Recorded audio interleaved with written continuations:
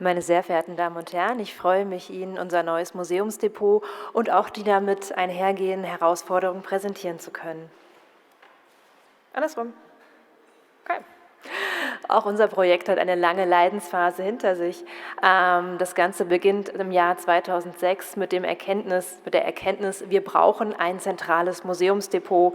Das historische Gebäude ist absolut sanierungsbedürftig, die Dauerausstellung unzeitgemäß und die Sammlung verteilt sich über zahlreiche konservatorisch ungenügende Außendepots. So ein hübscherisches Verlagerungsdiagramm hätte ich ebenfalls zeichnen können. Das ist eine ganz ähnliche Situation. 2010 bin ich dann als hauptamtliche Leitung eingestellt worden, eben mit dem Auftrag, die Museumsarbeit zu professionalisieren und den Bau und die Einrichtung eines zentralen Museumsdepots voranzutreiben. Am Beginn der Projektentwicklung stand die Kontaktaufnahme mit der Landesstelle für die nichtstaatlichen Museen in Bayern. Wir sind dann vermittelt worden in ein Forschungsprojekt zusammen mit dem Fraunhofer Institut für Bauphysik IBP Holzkirchen, mit dem wir nach wie vor eng zusammenarbeiten. Das zentrale Ziel dieses Forschungsprojektes war die Entwicklung eines innovativen, professionellen Museumsdepots, das beispielhaft für den zukünftigen kommunalen Museumsdepot in Bayern sein kann. Also es ist ein Projekt, das einen sehr, sehr hohen Anspruch mit sich gebracht hat, gerade für so eine kleine Kommune wie Wasserburg am Inn. Der Einsatz regenerativer Energien war gesetzt, genauso wie die massive Bauweise in Beton-Sandwich-Elementen, die ja auch Aschaffenburg anstrebt. Die Idee war, dass in diesem Gebäude, das wie gesagt regenerativ betrieben wird und einen sehr trägen Baukörper hat, ein gemäß den Jahreszeiten schwankendes Innenraumklima zu schaffen, das sich nichtsdestotrotz in Grenzen bewegt, die für Museumsobjekte nach wie vor verträglich ist. Ein wichtiges Kriterium war auch die Langlebigkeit des Gebäudes in Kombination mit geringen Lebenszykluskosten. Denn die Kosten für ein Gebäude entstehen viel weniger am Anfang in der Bauphase, sondern im Laufe der Jahre und Jahrzehnte im Betrieb. Sie sehen hier unser neues Museumsdepot, wie wir es am Samstag eröffnen werden. Man sieht gleich, es gibt einen großen Lagerbereich, der sich in den Berg des Grundstücks hinein erstreckt und davor ein Funktionsbau. Im Grundriss, ich hoffe, ach doch, es geht ganz gut auf der Folie, das klappt, kann man so ein bisschen die Funktionalität erahnen. Wir haben den großen Lagerbereich gegliedert in 2 Lagerräume, die halb im Berg drinstehen. Wir nutzen ein bisschen die Klimastabilität des Hangs. Wir haben aber auch leichtere Rettungs- und Fluchtwege bei einem Gebäude, das an der Stelle fast zweigeschossig ausgebildet worden ist. Man sieht auch auf dem Plan die Lagertechnik, die ist stark natürlich den Anforderungen der Objekte unterworfen, mit einer Gemäldezuganlage, einer Kompaktanlage, Freiflächen und Regale. Das Gebäude ist partiell in Beton zweistöckig gebaut worden und dann, um eine nahezu Vollzweistöckigkeit zu erreichen, ohne die Bauordnung zu sehr zu strapazieren, mit Gitterböden ergänzt worden, um einfach noch einmal die Möglichkeit zu haben, kompakter zu bauen. Der vorgelagerte Funktionsbau ermöglicht uns als kleinem Museum sehr kompakt und einfach zu arbeiten. Sie sehen einen großen Multifunktionsraum, der dient uns zur Inventarisierung, zur wissenschaftlichen Bearbeitung und beauftragten Restauratoren für leichte konservatorische Arbeiten wie eben Reinigungen, Festigungen und der Vorbereitung der Objekte für das Depot. Ebenfalls nahe des Multifunktionsraums untergebracht ist unser Verpackungsraum. Die Verpackung wird getrennt gelagert. Ansonsten haben wir im Arbeitsbereich keine weitere Unterteilung.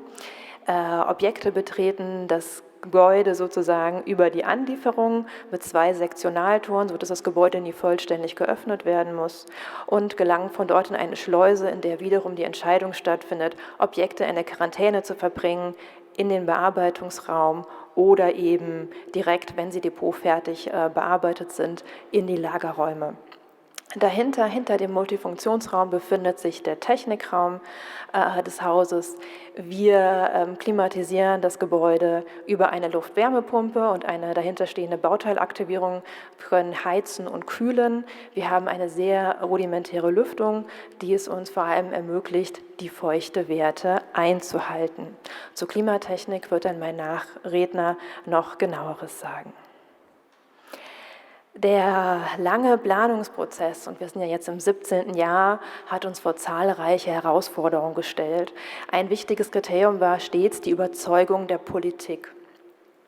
Eine Stadtverwaltung, gerade eine kleine, hat vielseitige Aufgaben, beispielsweise Sanierung von Schulen, Schaffung von Turnhallen. Und auch die enormen Kosten für so eine kleine Kommune. Gestartet sind wir mit einer Vorgabe von 1 Million Euro für das Depot. Die ersten realistischen Berechnungen lagen bei 2,6 Millionen Euro.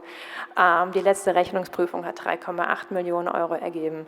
Also natürlich die enormen Kosten an Investitionen, die enormen Investitionskosten, fortlaufende Betriebskosten sowie die Unsicherheiten bezüglich von Fördergeldern war eine große Herausforderung im Planungs- und Entstehungsprozess. Darüber war es für uns ganz schwierig, bei diesem recht innovativen Bauprojekt die Vorgaben der einzelnen Fachplaner mit den rechtlichen Gegebenheiten bei Bau eines so großen Gebäudes mit den Anforderungen an ein modernes Depot in Einklang zu bringen. Hier war auch viel Kompromissbereitschaft und Risikobereitschaft auch ein Stück weit gefordert. Die Planergruppe, die relativ groß war, musste intensiv koordiniert werden.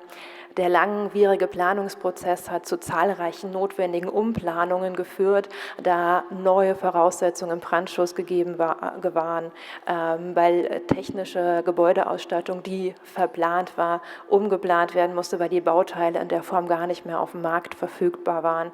Also hier waren laufende Umplanungen nötig, die dem Projekt auch nicht unbedingt immer gut getan haben.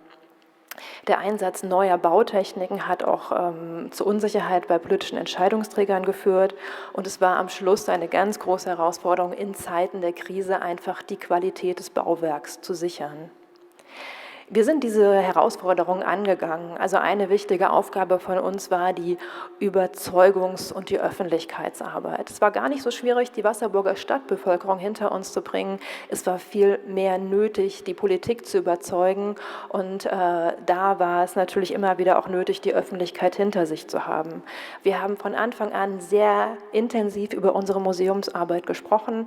Eine unserer ersten Ausstellungen 2011 war das Thema Museumsarbeit hinter dem Kulissen, bei der wir darauf eingegangen sind, was macht Museumsarbeit aus, welche Notwendigkeiten stehen eigentlich hinter unserer Arbeit, die in die Stadtgesellschaft hinein zu kommunizieren und durch Abstimmungsprozesse auch in der Ausstellung, was möchtet ihr sehen, woran soll das Museum arbeiten, die Bevölkerung auch teilhaben zu lassen.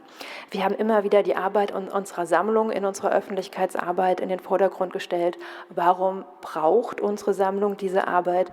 Welche Arbeit leisten wir? Wir haben Projektberichte auch mit den örtlichen Medien gemacht und auch Objekte des Monats haben immer wieder die Arbeit an der Sammlung kommuniziert. Wir haben eigentlich seit 2011 auch immer wieder gemeinsam mit der Landesstelle Projekte gemacht zur konservatorischen Arbeit an der Sammlung, gegliedert nach Objektgattungen und diese Arbeit öffentlich dargestellt. Wir haben auch über den Zustand des Museumsgebäudes gesprochen. Wir haben aber auch die Arbeiten, die wir am Gebäude im Rahmen des Bauunterhalts geleistet haben, intensiv kommuniziert und auch die Ergebnisse der Bauforschung vorgestellt. Wir haben intensiv die Aktionstage wie Tag des offenen Denkmals oder den Internationalen Museumstag genutzt, um wiederum diese Themen nach vorne zu tragen, sodass es an der Politik nicht vorbeigehen konnte. Für die politische Arbeit war es für uns von besonderer Bedeutung, uns Mitstreiter zu suchen. Das waren zum einen die Kollegen in der Stadtverwaltung, da unter der schwierigen Situation des Museums eigentlich die komplette Stadtverwaltung vom Bauhof über die Liegenschaftsverwaltung bis zur Kindergärtnerin leidet. Und ich habe einfach meine öffentliche Betriebsversammlung genutzt, um all meinen Kollegen zu danken an der Stelle, an der sie uns unterstützt haben. Danach hatte ich Standing Ovations. Das war ein Gefühl, das trägt einen durch einige Stadtratssitzungen. Das hat aber auch den Bürgermeister genötigt, vor allen Kollegen die Zusage zu treffen, dass dieses Projekt jetzt gebaut wird. Wir haben bedeutende Bürger für uns sprechen lassen, die intensiv den Kontakt zu politischen Entscheidungsträgern gesucht haben, genauso wie den Heimatverein oder die Rückeinbindung der Landesstelle. Wir haben bei Kritikern immer wieder, sind auf ihre Argumente eingegangen, haben die Untersuchungen und Alternativplanungen aufgegriffen, die gefordert worden sind und das intensive persönliche Gespräch gesucht und immer wieder das Projekt auf die politische Tagesordnung gebracht. Scheitern gehört zum Leben, nicht alles hat funktioniert, auch bei dem politischen Managementprozess. Hier ist vor allem zu sagen, ein langer Planungsprozess führt eigentlich nicht unbedingt zu einer kostengünstigeren Planung. Ein straffer zeitlicher Planungsprozess führt zu mehr Konzentration auf das Projekt, erspart laufende Umplanung und bringt Kostensicherheit. Das ist ein ganz wichtiges Argument, um einen solchen Prozess zu verkürzen. Es ist wichtig, für eine gute Gesprächskultur zu sorgen, auch wenn verschiedenste Fachkräfte zusammenarbeiten. Und es ist wichtig, dass die Museumsleitung permanent in alle Entscheidungen und Planungen eingebunden ist. Der Ausblick, wie geht es weiter? Wir werden jetzt das Museumsdepot dieses Jahr in Betrieb nehmen, nächstes Jahr mit dem Einräumen beginnen und dann abschließend sozusagen unsere Öffentlichkeitsarbeit weiterführen, diesmal aber deutlich digitaler. Ich danke für Ihre Aufmerksamkeit.